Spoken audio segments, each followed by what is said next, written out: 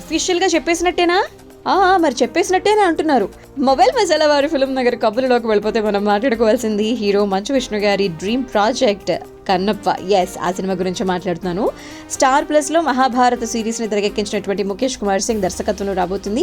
అయితే ఈ ప్రతిష్టాత్మక ప్రాజెక్ట్ లో వివిధ భాషలకు సంబంధించినటువంటి పలువురు అగ్ర నటులు కూడా కీలకమైనటువంటి పాత్రల్ని కన్నప్పలో పోషించబోతున్నారు. రీసెంట్ గా మరో స్టార్ హీరోని టీం వారు రంగంలోకి దింపేశారనమాట. అక్షయ్ కుమార్ గారు ఇందులో భాగం కాబోతున్నారు అని చెప్పి ఒక వీడియో కూడా రిలీజ్ చేయడం జరిగింది. సూపర్ స్టార్ అక్షయ్ కుమార్ గారిని తెలుగు ఇండస్ట్రీలోకి స్వాగతం పలుకుతున్నామని చెప్పేసి, మీకు వెల్కమ్ చేయడం చాలా ఆనందంగా ఉంది అని చెప్పేసి, ఆయన భాగం కావడంతో కన్నప్ప మరింత ఉత్కంఠభరితంగా మారింది అని చెప్పి, చాలా థ్రిల్లింగ్ గా ఉంది, మర్చిపోలేని సాహసానికి సిద్ధంగా ఉండండి అంటూ చెప్పడం జరిగింది. గతంలో 1993లో ఓ కన్నడ సినిమాలో అక్షయ్ కుమార్ గారు కనిపించారనమాట. తర్వాత 2018లో రజనీ గారు హీరోగా తెరకెక్కినటువంటి రోబో 2.0లో తమిళ ఇండస్ట్రీకి పరిచయం అయ్యారు. ఇప్పుడు ఈ సినిమాతో తెలుగు సినిమా పరిశ్రమలోనికి అడుగు పెట్టారనమాట. సో ఓమెగా 2లో అక్షయ్ కుమార్ ని శివుడిగా మనం చూసాం. కన్నప్పలో కూడా ఆయన అదే పాత్రలో కనిపిస్తున్నారు అనేటువంటి ప్రచారం అయితే జరుగుతోంది. మొన్నటి వరకు శివుడు అంటే ప్రభాస్ అని అన్నారు. మరి అక్షయ్ కుమార్ గారి ఎంట్రీ ఇప్పుడు కంప్లీట్ గా కథకు ఒక మంచి ట్విస్ట్ అయితే కనుక ఇచ్చిందనమాట.